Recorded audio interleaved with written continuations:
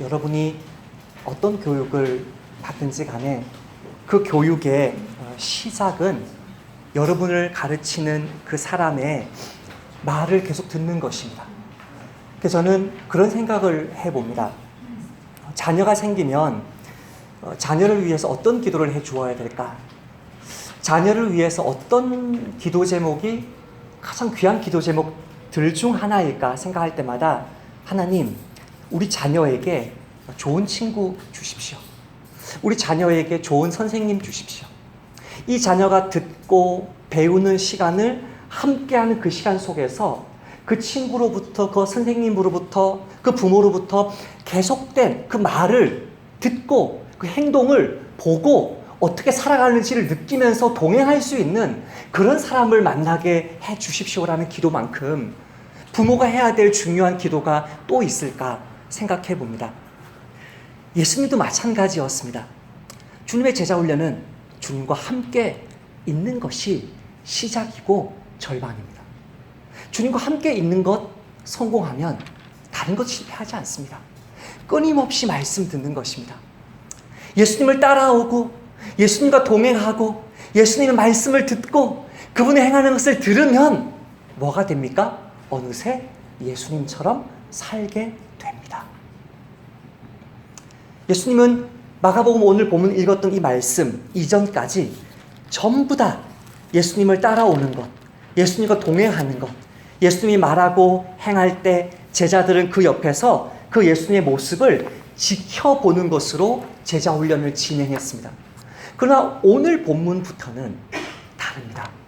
예수님이 혼자 앞서 나가시면서 말씀하시고 행하실 때마다 제자들은 깜짝 놀라면서 예수님이 누군지를 발견했던 것이 예수님의 제자 훈련이었다면 오늘부터는 제자 훈련이 어떻게 바뀌냐면 예수님이 하시는 것을 제자들도 직접 해보는 것으로 바뀝니다. 과연 제자들이 제대로 할 수 있을까요? 과연 제자들이 예수님이 시키신 그것을 감당할 수 있을까요? 오늘 본문은 뭐라고 이야기합니까? 감당했다고 말합니다. 예수님이 제자들에게 위임해 주신 그 영적 권위, 영적 능력이 어떻게 드러났는지를 세 가지 모습으로 이야기합니다. 첫 번째는 제자들을 보낼 때 둘씩 짝지어 보내는 것입니다. 7절 말씀을 한번 같이 읽어봅시다. 시작.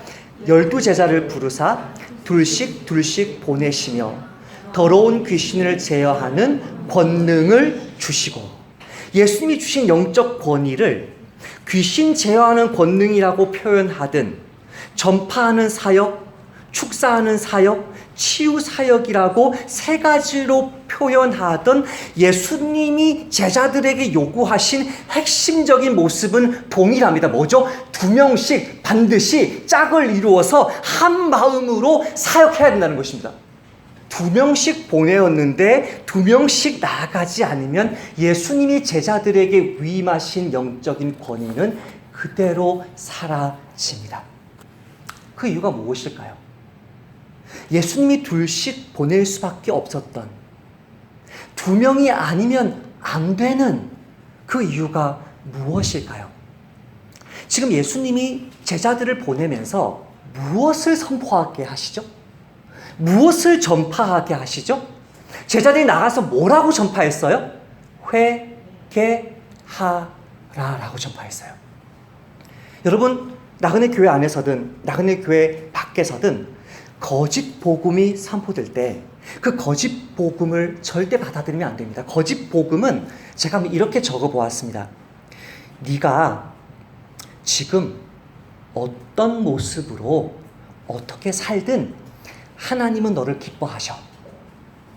그러니까 아무 걱정하지 말고 가끔 교회만 나와. 그러면 다 잘 될 거야. 이게 거짓 복음입니다. 참된 복음은 뭐라고 이야기하냐면요, 여기 있는 12절 말씀을 제가 바꿔 말한 거예요. 참된 복음은 뭐라고 말하냐면, 너가 지금 그 모습으로 계속 머물러 있으면 하나님은 너의 모습을 보면서 슬퍼하셔. 내 삶의 주인이 하나님인데 너는 지금 하나님을 주인으로 모시고 사는 게 아니라 너가 살고 싶은 모습으로 사는 거, 그게 바로 우상 숭배야. 지금 하나님은 너가 너에게서 하나님에게로 네 삶의 주인을 바꾸기를 원하셔. 그래야 너가 살아. 이것이 제자들에게, 예수님의 제자들을 보내시면서 선포하기를 원하셨던 복음이에요. 회개하라. 방향을 바꿔라. 그 죄를 버려라. 너의 주인을 하나님으로 모셔라. 상대방의 죄 문제를 다루지 않는 전도, 자신의 죄를 고백하지 않는 간증, 자녀의 죄를 직면하게 하지 않는 훈육은 기독교라는 이름을 달고 있을지라도 기독교적인 것이 아닙니다. 한 번도 우리 주님은 그런 간증, 그런 전도, 그런 훈육하라고 말씀하신 적이 없습니다. 가정에서의 훈육이든 교회에서의 간증이든 세상에서의 전도든 죄 문제를 다루지 않으면 성령이 역사하시는 참된 기독교 사역은 이루어지지 않습니다. 이걸 반드시 명심해야 됩니다. 반드시 명심해야 됩니다. 누구를 만나든지, 누구에게 여러분의 은혜를 나누든지, 어떤 자녀를 양육하든지 반드시 그 문제를 정면으로 다뤄야 됩니다. 그러니까 너무너무 어려운 것입니다. 너무너무 두려운 것입니다.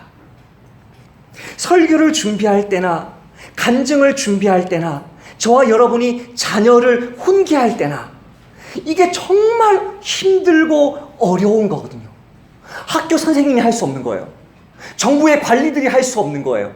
정말 립서비스만 이렇게 말하는, 거짓 복음을 말하는 교회들이 할 수 없는 거죠. 너무나 위험하고 너무나 예민하고 폭발할 수 있는, 잘못 건드리면 폭발할 수 있는 거니까 어제 새벽 예배인가요? 말씀을 보고 너무 놀랐는데요. 꾸짖어야 되는데 꾸짖지 않는 목자들은 짖지 못하는 개다. 짖지 못하는 개다. 내일 아침 말씀 기도를 보내면 40여 분이 아멘 해주시는데 어제 말씀에는 20몇만 아멘. 너무 거칠고 너무나 두렵고 도발적인 말씀이니까 이게 아멘이 안 되는 게 이해되죠. 근데 예수님은, 하나님은 짖지 못하는 개다. 부모라고 할지라도, 목사라고 할지라도, 간증자라고 할지라도, 전도자, 선교사라고 할지라도 죄 문제를 정면으로 다루지 않으면 나는 그 사람을 회개시키기 원하고 그 사람의 삶을 바꾸기 원하는데 너는 너의 목이 날아갈까 봐 두렵냐? 너는 너의 자리가 위태로우실까 봐 두렵냐? 너는 짖지 못하는 개다. 그래서 하나님이 너무나 어려운 문제이기 때문에 영혼을 다룰 때마다 어떤 원칙 하나를 세우는데요. 그 원칙이 무엇이냐면 반드시 2사람 혹은 3사람이 한 마음으로 그 죄를 다루라는 것입니다. 율법의 말씀 먼저 보겠습니다. 신명기 19장 15절입니다. 사람의 모든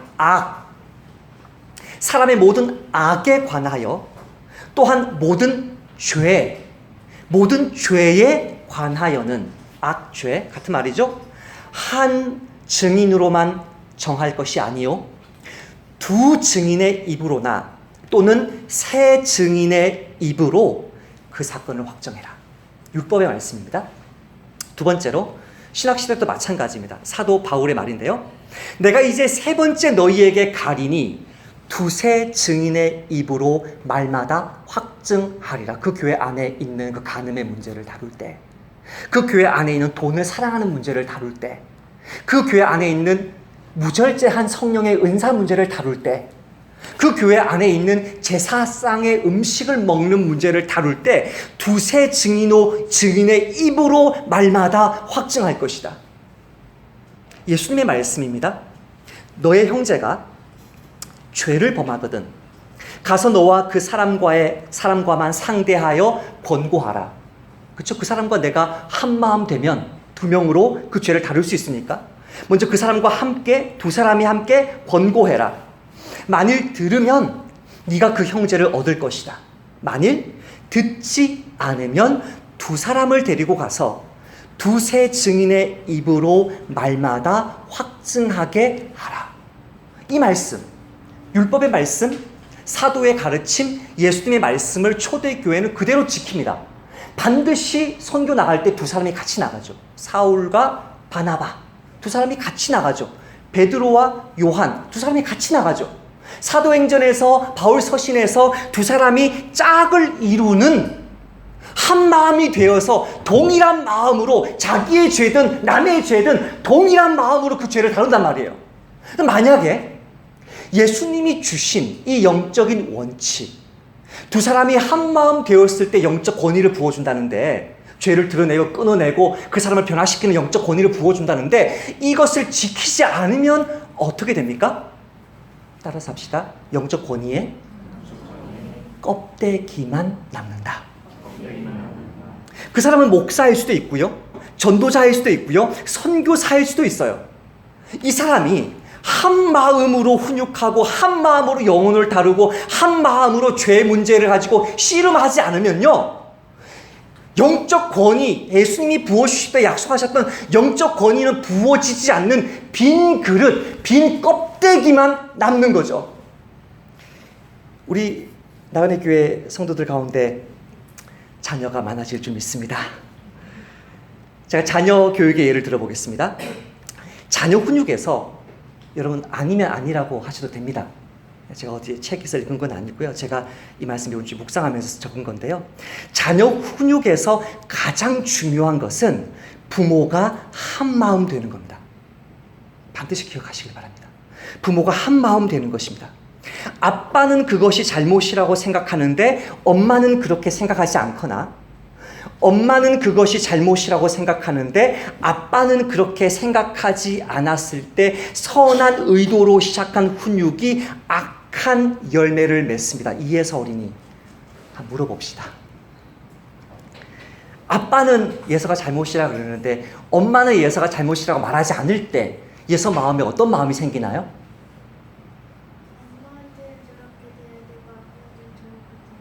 혼란스럽다고 이야기해요. 네. 엄마에게는 이렇게 맞춰줘야 되고 아빠에게는 이렇게 맞춰줘야 되고, 부부가 한 마음이 되지 못한 상태에서 훈육을 하면 그 아이는 반드시 부모 중 한 사람 혹은 두 사람에게 원한을 품게 될 것입니다. 아빠는 잘못이 아니라는데 엄마는 왜 그래?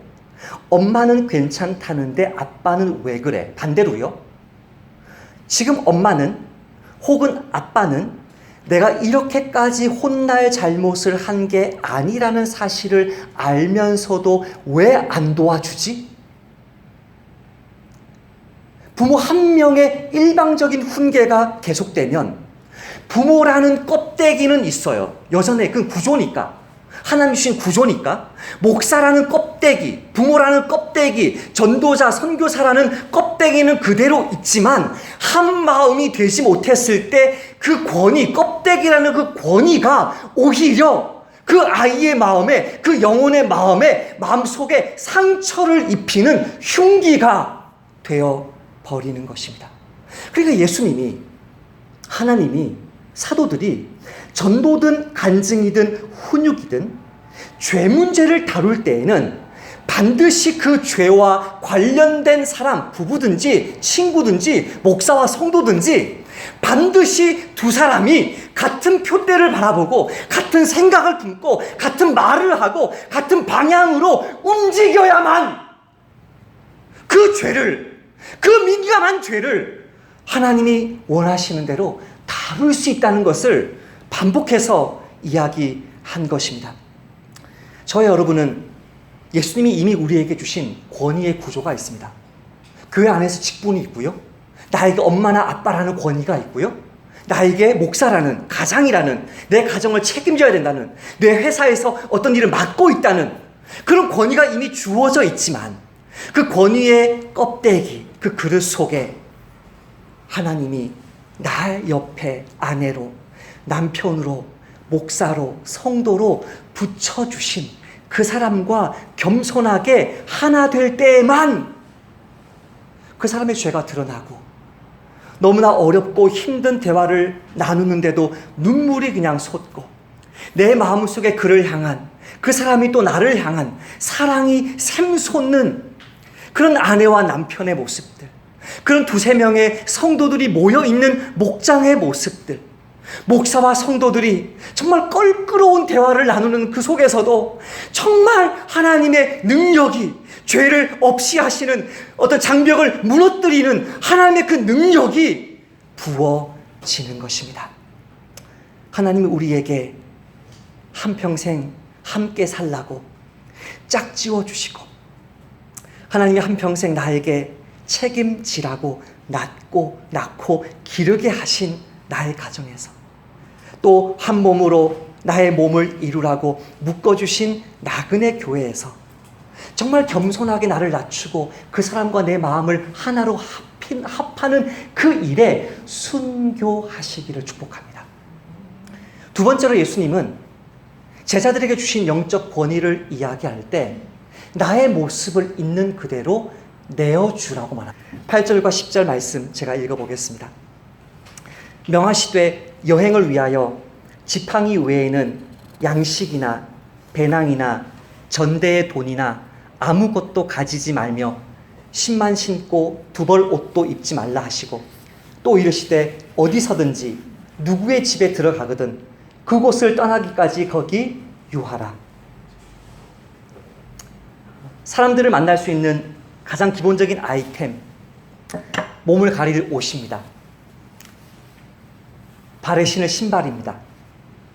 또 몸을 보호할 수 있는 지팡이입니다. 이것만 들고 가라는 것입니다. 가방에 넣어갈 필요가 없는 물건들이죠. 몸에 그냥 걸치면 되는 물건들이죠. 가방을 뭐 싸고 풀고 할 것도 없는 것이죠. 나머지 아이템들, 가방에 싸야 될 아이템들은 식량이나 두벌 옷이나 그런 것들을 구입할 돈은 만나는 사람들로부터 공급받아라는 것이죠. 야, 참 구차해지지 않습니까? 참 비굴해지지 않겠습니까? 너무나 비참한 삶을 살라는 것 아닙니까? 그렇지 않습니다. 예수님은 오히려 풍성하게 누리라는 것입니다. 그죠? 풍성하게 누려라. 근데 그거를 네가 다 준비하지 마라. 내가 너가 만나는 사람을 통해서 공급해 줄 것을 믿어라. 철저하게 나만 믿어라. 누구를 만날지도 너는 모를 건데 나는 이미 다 예비해 두었다. 이미 다 예비해 뒀다. 이미 사람이 너를 기다리고 있다. 하나님이 나에게 필요한 것을 채워주시는데, 안 채워주는 게 아니라 채워주시는데, 너가 그 모든 것을 하는 게 아니라 내가 너에게 붙여줄 사람을 통해서 그 일을 한다는 것입니다. 이게 구차한 게 아니에요.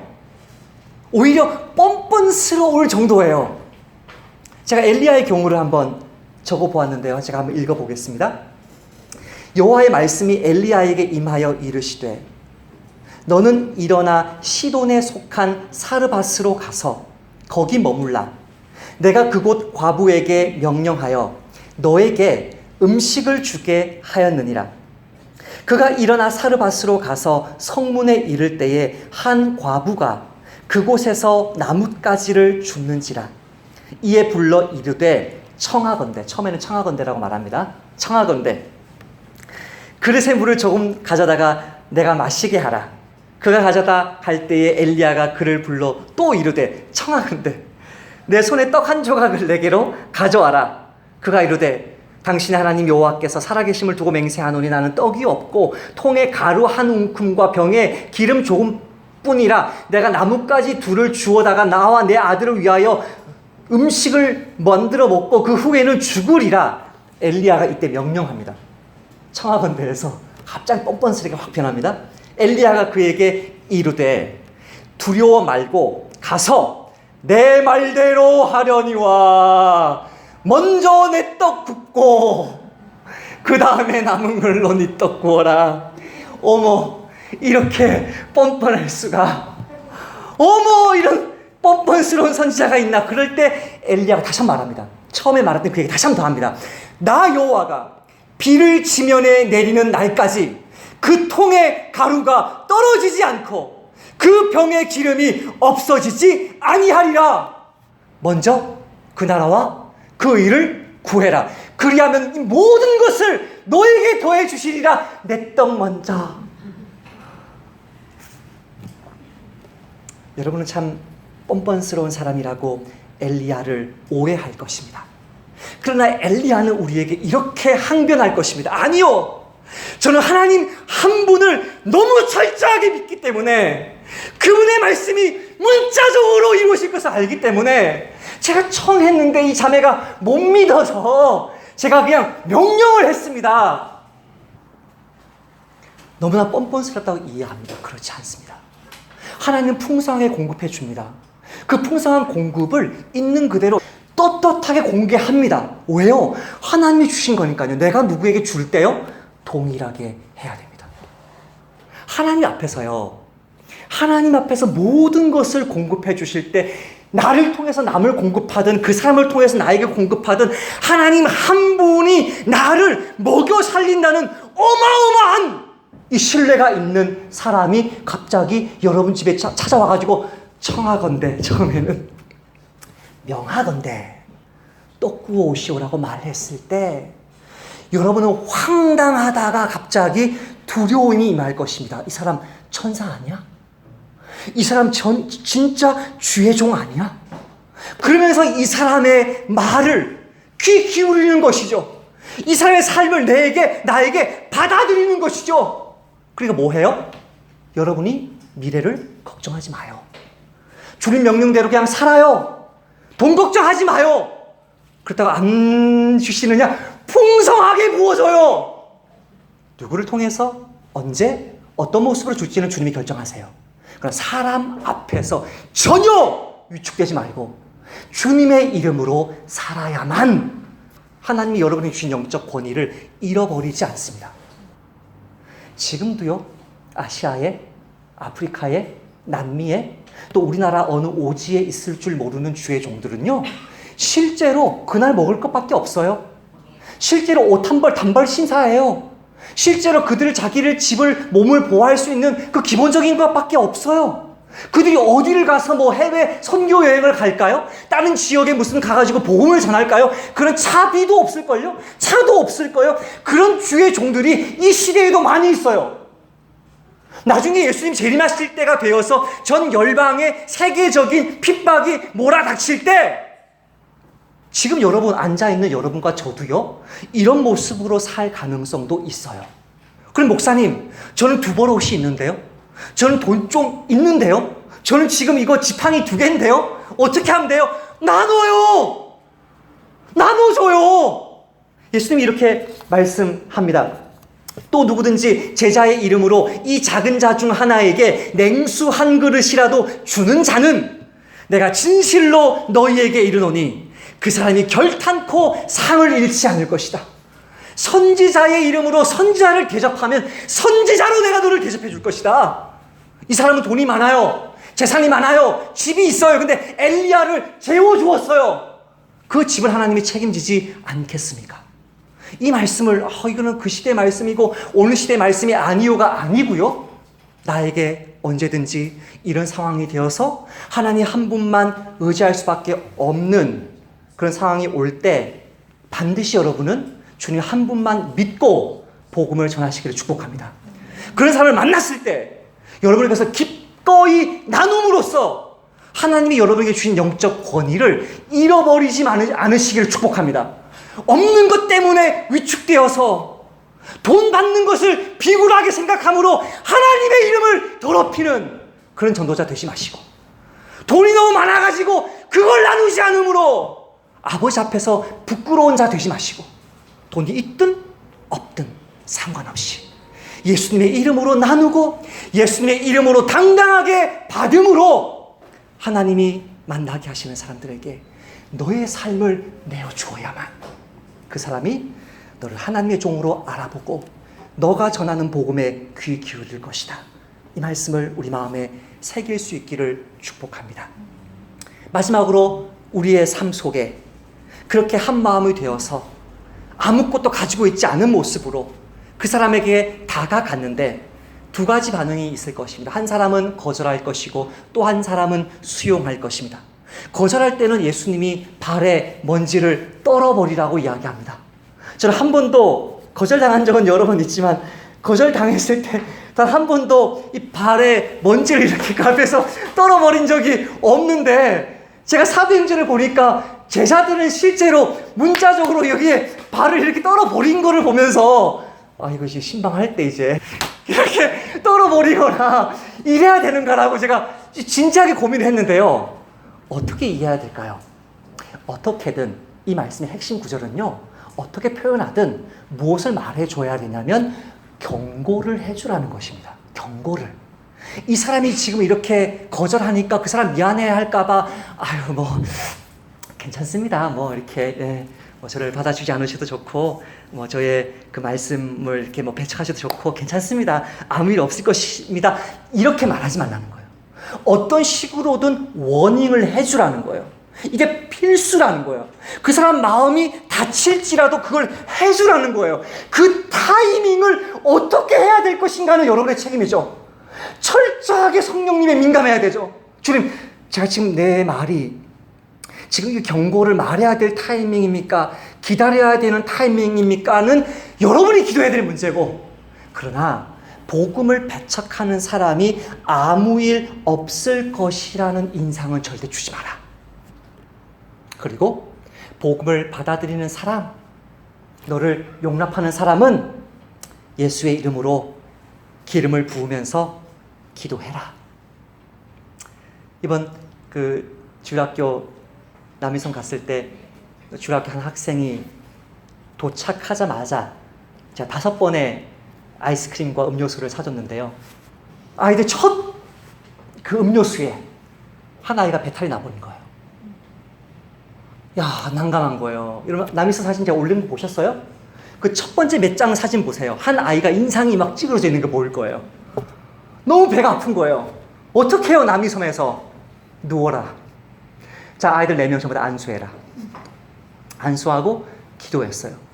기도 끝나고 제가 그 아이한테 뭐라고 물었는지 아세요? 곧바로 뭐라고 물었는지 아세요? 괜찮지? 다 나았지? 다 나았을 거야? 잘 모르겠대. 잘 모르겠대. 얘가 믿음이 없어가지고 10분인가 15분 뒤에 다시 누워. 그래서 다시 보다가 안수하고 다시 기도하고 똑같이 물었어요. 다 나았지? 괜찮을 거야? 다 나았을 거야? 다 나았어요. 열심히 자전거 탔어요, 우리가. 예? 하온이 증인이잖아, 너가. 예? 저 우리 주일학교 아이들이 목사님 우연일 거예요. 이거는 그런 말 하는 적은 아이는 없지만 저는 믿어요. 그날 치유가 예수님 이름으로 일어난 거거든요. 아이들이 기도했는데요. 일어난 거예요. 우리 전혜민 누님이 그렇게 얘기했죠. 목사님 허리 아플 때 목사 안수기도 했는데 안 나왔는데 마음이.